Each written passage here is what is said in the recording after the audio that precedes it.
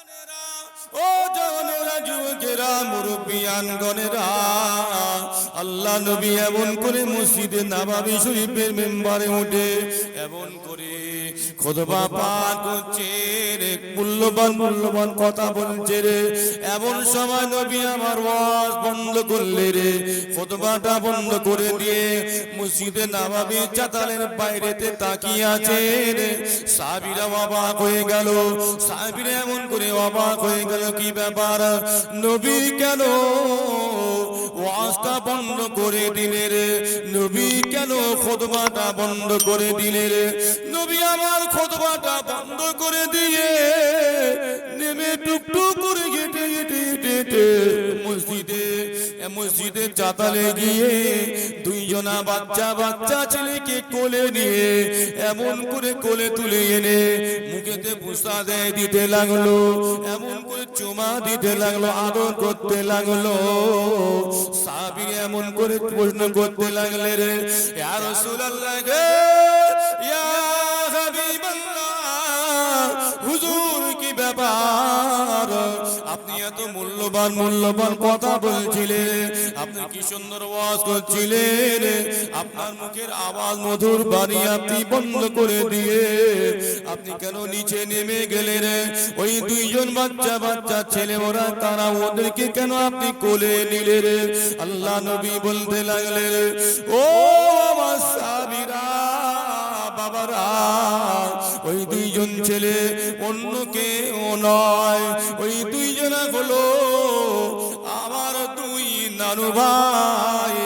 একজন ইমামে হাসান, অপরজন হলেন ইমামে হুসাইন। জোরে বলুন সুবহানাল্লাহ। আল্লাহ নবী বলতে লাগলেন, ও আমার সাহাবীরা, আমি রাসূলুল্লাহ যখন এমন করে খুতবা পাঠ করছিলাম, আমি রাসূলুল্লাহ যখন বয়ান করছিলাম, আমার নজরটা এমন করে বাইরেতে গিয়ে পড়লো, আমার চোখে পড়ে গেল আমার দুই নানু ভাই হাঁটতে পারে না। আমি রাসূলুল্লাহ আমার কাছে আসার জন্য তারা এমন করে আসতে লাগলো, এমন করে হাসতে করতে করে আসতে লাগলো, হামাগুড়ি দিয়ে আসতে লাগলো। মসজিদে মেম্বারে, মসজিদের চাতালটা একটু উঁচু, আমার দুই নানু ভাই আমার কাছে আসার জন্য এমন করে একবার ওঠে আরেকবার পড়ে যায়, একবার ওঠে আরেকবার পড়ে যায়। আমি রাসূলুল্লাহ সহ্য করতে পারিনি, আমি ওয়াজ বন্ধ করে দিয়ে আমার দুই নানু ভাইকে কোলে নিলাম। কোন ইমামে হাসানকে শহীদ করেছিলেন রাসূল পাক সাল্লাল্লাহু আলাইহি সাল্লাম। ইমামে হুসাইনকে কত মহব্বত করতেন, ইমামে হাসানকে কত মহব্বত করতেন। কারবালার বড় প্রান্তরে একদল সেই নবীর উম্মতেরা তার সঙ্গে খারাপ ব্যবহার করে শহীদ করে দিল। আহা, নবী আমার 1 তারিখে রাস্তা দিয়ে হেঁটে যাচ্ছেন, রাস্তা দিয়ে হেঁটে কোনো একটা কাজে দরকারে যাচ্ছেন, প্রতিমধ্যে ফাতেমা রাদিয়াল্লাহু আনহার ঘর পড়ে গেল। ফাতেমা ঘরটা একটু ছেড়ে আগে চলে গেলেন রাসূল। আগে গিয়ে এমন করে আল্লাহ রাসূলের কানে গিয়ে পৌঁছলেন ইমাম হাসান আর হুসাইনের কান্নার আওয়াজ। ইমামে হাসান হুসাইনের কান্নার আওয়াজ। নবী আবার ওইখান থেকে ফিরে আসলেন, আর গন্তব্যস্থলে গেলেন না, ফিরে আসলেন। ফাতেমার ঘরে এসে ফাতেমাকে ধমক দিয়ে বলেন, এই ফাতেমা, কি ব্যাপার? আমার দুই নানু ভাই কাঁদে কেন? কেন ওরা কাঁদে? ওদের কাঁদাচ্ছ কেন? খবরদার আমার দুই নানু ভাইকে কাঁদাইবে না। ওরা কাঁদলে আমি রাসূলুল্লাহ আমার স্বয়ং কান্না লেগে যায়। জোরে বলবেন না সুবহানাল্লাহ। ওদের কষ্ট হলে আমি রাসূলুল্লাহ আমার কষ্ট হয়। আহা আমার ভাইয়েরা, জওয়ানেরা, যুবকেরা, কারবালার অনেক ঘটনা, ইমাম হাসান হুসাইন অনেক ঘটনা, অনেক কথা। জি, এমন করে আল্লাহ রসুল সব সময় দুই ভাইকে কোলে পিঠে বুকে করে নিয়ে চলতেন। কত চুমা, কত আদর, কত ভালোবাসা, কত মহব্বত করতেন। সাহাবীরা স্বচক্ষে দেখতেন নবী আমার এমন করে ইমাম হাসান হুসাইন দুই ভাইকে এমন করে ঘোড়া চড়ানোর জন্য নানাদির কাছে আবদার করবো, নানাজি আমার আব্বা গরিব বলে আমাদের একটু ঘোড়া চড়া হবে না নানাজি। ওই সময় ইমাম হাসান হুসাইনের দুই ভাইয়ের আবদার শুনে আল্লাহ রসুল স্বয়ং নিজে ঘোড়া হয়ে গিয়েছিলেন। জোরে বলুন সুবহানাল্লাহ। দুটো হাত মাটিতে লাগিয়ে দিলে, দুটো হাঁটু মোবারক মাটিতে লাগিয়ে দিয়ে যেমন ঘোড়া চলে হাঁটে, আল্লাহ রসুল অমন করলেন। দুই নানু ভাই পিঠেতে বসে আছেন। এমন সময় ওমরে ফারুক রাদিয়াল্লাহু আনহু রাস্তা দিয়ে হেঁটে হেঁটে যাচ্ছেন, আর এই দৃশ্যটা দেখলেন। ওমর হুজুর বলছেন, ইয়া রাসূলুল্লাহ, হাবিবাল্লাহ, কি সুন্দর বাহক, কি সুন্দর বাহক। আর ওই সময় রসুল বললেন, বাবা ওমর, যেমন বাহক, বাহকের সওয়ারও সেই রকমই হয়েছে। বলুন সুবহানাল্লাহ। কত মহব্বত করতেন, ভালোবাসতেন। সাহাবীরা কত মহব্বত করতেন। নবী আমার ইন্তেকাল করলেন, নবী আমার ওয়াফাত বরণ করলেন।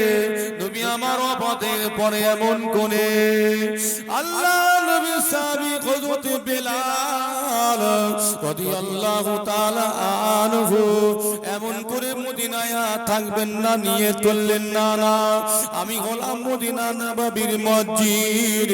নবী যখন মদিনাতে ছিলেন, আমি এমন করে মসজিদের দায়িত্বটা নিয়েছিলাম। আমি মদিনা নববী শরীফে আযান দিতাম। আমার আযান আমার নবী শুনতেন, আমার আযান আমার নবী শুনতেন। নবী আবার দুনিয়াতে আর নাই। আমি বেলাল আর মদিনা নববীতে আযান দেব না, আমি এই মদিনায় থাকবো না।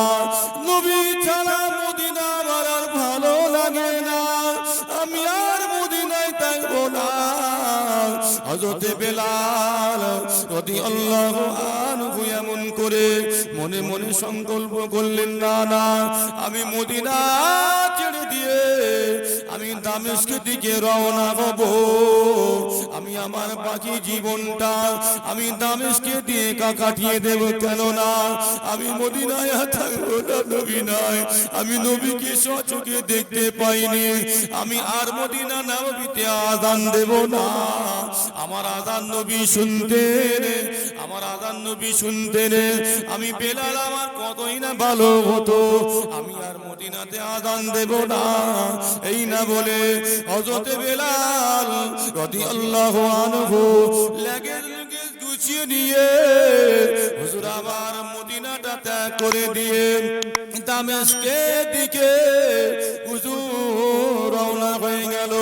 দামেস্কে গিয়ে চিন্তা ভাবনা করলেন, না না আমি আমার বাকি জীবনটা আমি দামেস্কে কাটিয়ে দেব, আমি আর মদিনায় যাব না। ও ভাইজানেরা, ও জওয়ানেরা, যুবকেরা, নবী ভালোবাসার মানুষ নবীকে ছেড়ে যখন চলে গেলেন, বেলাল হুজুর রাতের বেলায় শুয়ে আছেন। এমন সময়তে আল্লাহ নবী স্বপ্ন দেখিয়ে দেন, খাবের মাধ্যমে বলতে লাগলেন, ও বাবা বেলাল, বাবা বেলাল, আমি কি ভুল করলাম, আমি কি অন্যায় করলাম বাবা বেলাল? তুমি তো আমাকে ছেড়ে দিয়ে দামেস্কে চলে গেলে বাবা বেলাল, আমি তোমার কাছে কি অন্যায় করলাম? তোমার কাছে আমি কি অন্যায় করলাম? তুমি আমাকে রেখে দিয়ে চলে গেলে দামেস্কে। জাস্ট এইটা খালি শুনলেন, এই খবরটা দেখালেন হযরতে বেলালকে। বেলাল বলছেন যে না, আমি আর থাকবো না, আমি আর থাকবো না, এই মদিনাতে আমি আর থাকবো না, আমি চলে যাব কোথায়? দামেস্কে চলে যাব, আমি দামেস্কে আর থাকবো না, আমি মদিনায় ফিরে যাব। আবার মদিনায় আবার ফিরে আসলেন, অনেক ঘটনা, জি অনেক ঘটনা। মদিনায় ফিরে আসলেন, মদিনায় যখন ফিরে আসলেন, মদিনার বড় বড় সাহাবীরা ধরলেন, ভাই বেলাল, অনেকদিন আপনার আযান শুনিনি, আপনি একবার আযানটা দিয়ে দেন। নবী ইন্তেকালের পর থেকে আপনি আযান শুনে, আপনার আযান আর শুনতে পাইনি। কি সুন্দর আওয়াজ, মধুমাখা আওয়াজ, আপনি একবার আমাদেরকে শুনিয়ে দিন। বেলাল বলছে, না আমি আর শোনাবো না, আমি আযান দেব না, কি আমার আযান শুনবে? ওই সময় অনেক কথা, অনেক মানে আবেদন করার পরে বেলাল হুজুর কোনো কিছু শুনছেন না। তিনি এমন করে মনস্থির করে রেখেছেন যে না আমি আযান দেব না।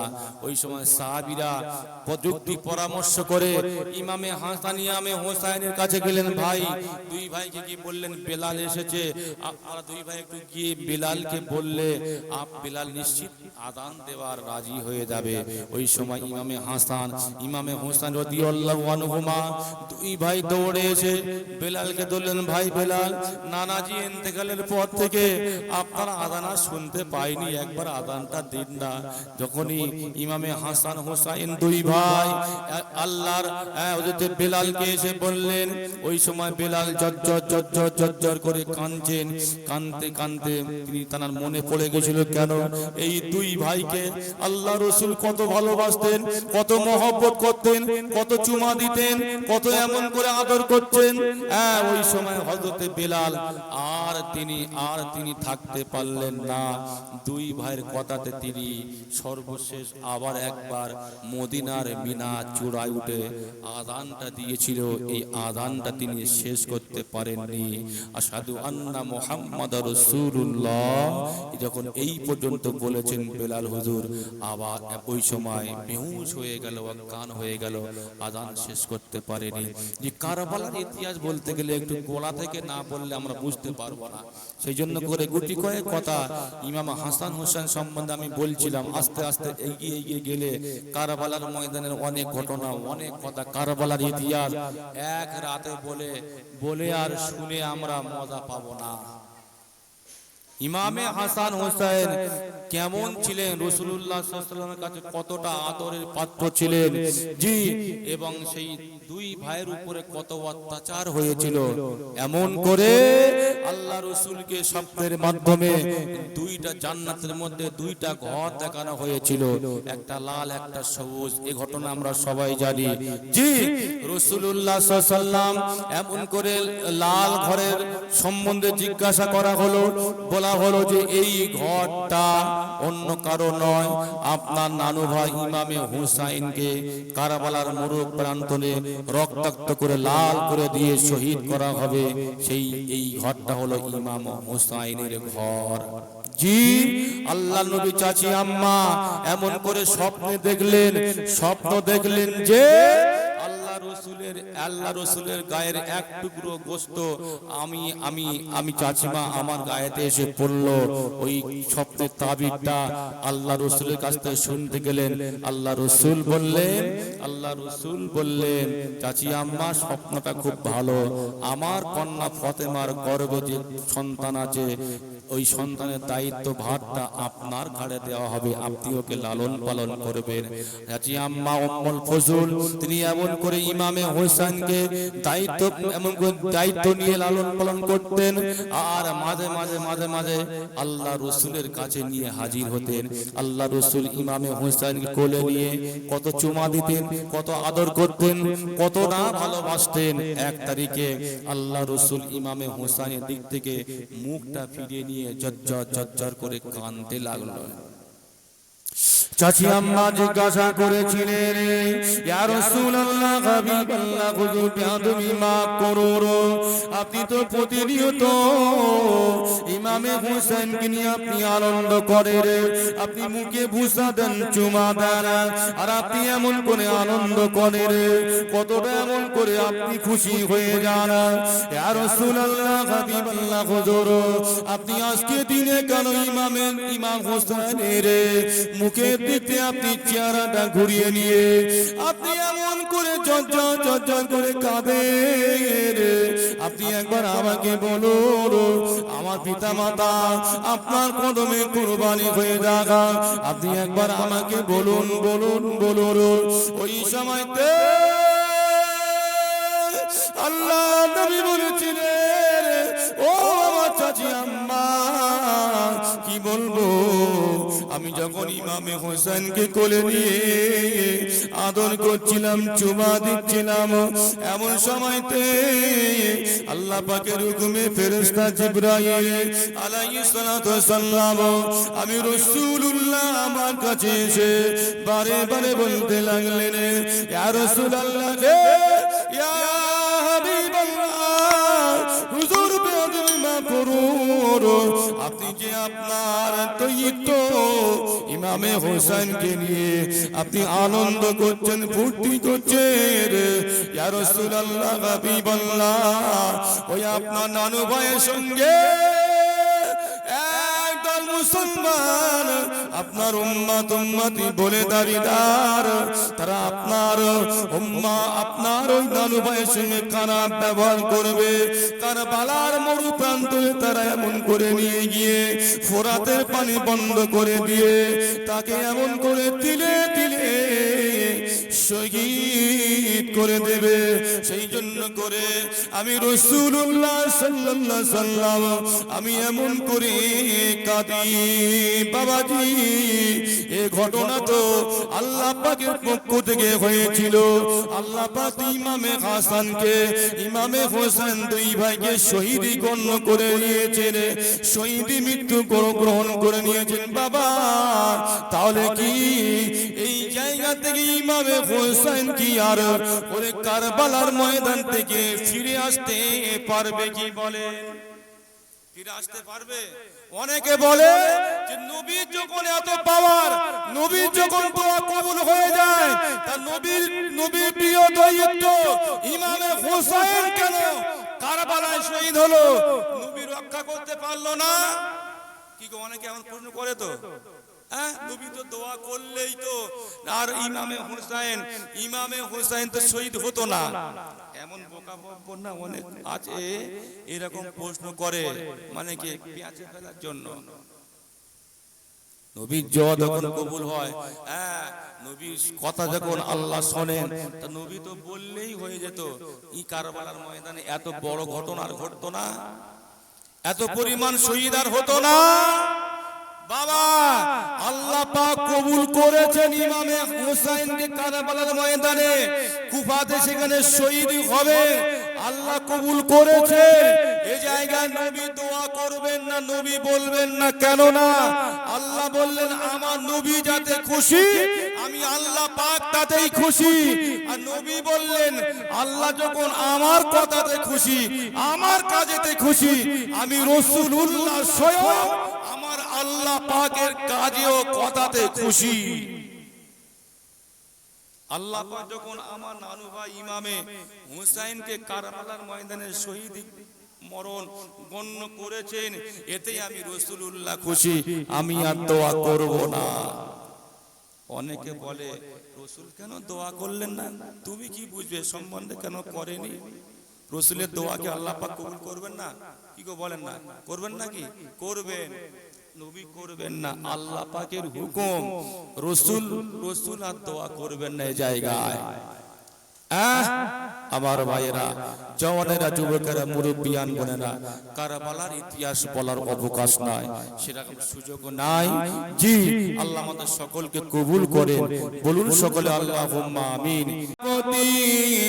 রাষ্ট্রের নায়ক তুমি, আলোর জ্যোতি, নেতা তুমি, তুমি সেনাপতি, রাষ্ট্রের নায়ক তুমি, আলোর জ্যোতি, তোমার পরশ ভেঙে সৌরভ হলো, তোমার পরশ ভেঙে সৌরভ হলো, ছিল যারা অতি জঘন্য, তুমি ধন্য, তুমি ধন্য, তুমি ধন্য, তুমি ধন্য। আল্লাহু সাল্লি আলা সাইয়্যিদিনা মাওলানা মুহাম্মদ ওয়া আলা আলি সাইয়্যিদিনা। আমার ভাই ও বাবাজিরা, যে ইমামে হোসাইন যে কারবালার ময়দানে তিনি শহীদ হয়েছিলেন, ন্যায়ের পক্ষে না অন্যায়ের পক্ষে? ন্যায়ের পক্ষে ছিল তো নাকি? ন্যায়ের পক্ষ হয়ে অন্যায়ের বিরুদ্ধে তিনি লড়াই করতে গিয়েছিলেন, কারণ ইয়েজিদি শাসন তিনি মেনে নেননি। কারণ রাসূলুল্লাহ যে গণতন্ত্র দিয়ে গিয়েছেন, শিখিয়েছে, ওই ইয়েজিদ এসে গণতন্ত্র ক্ষুণ্ণ করেছেন। রাসূলুল্লাহ সুন্নত গণতন্ত্র, রাজতন্ত্র নয়, গণতন্ত্র, এক নয় তন্ত্র নয়, গণতন্ত্রের মাধ্যমে ভোট দিয়ে আবু বকর সিদ্দিক খলিফা হয়েছিলেন।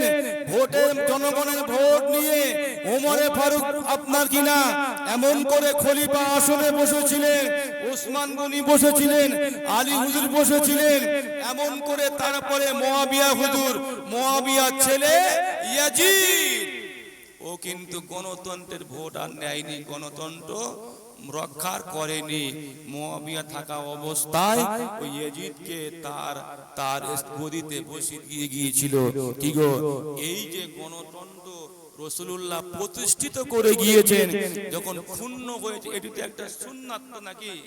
ইমামে হোসেন বলছে, রাসূলের সুন্নাত যখন ক্ষুণ্ণ হয়েছে, আমি ও জায়গায় যাব, ও জায়গায় গিয়ে আমি প্রতিবাদ করব যে ইসলামের হয়ে, নবীর পক্ষ হয়ে, এমন করে সত্যর পক্ষ থেকে আমি এমন করে লড়তে চাই। আমি কুফায় যাব, সে জায়গায় গিয়ে আমি এমন করে আমি ওই এজিদি সিংহাসন আমি ত্যাগ করাবো, এই চিন্তা ভাবনা নিয়ে সে জায়গায় গিয়েছিলেন। যাক বাবা, এই পর্যন্ত বলে আমি আমার অসমাপ্ত বক্তব্য এই জায়গায় সমাপ্ত করছি। আল্লাহ আমাদের শোনা বলা অপেক্ষা বেশি বেশি আমল করার তৌফিক দিন, বলুন সকলে আল্লাহুম্মা আমিন। ওয়া মা আলাইনা ইল্লাল বালাগ। একবার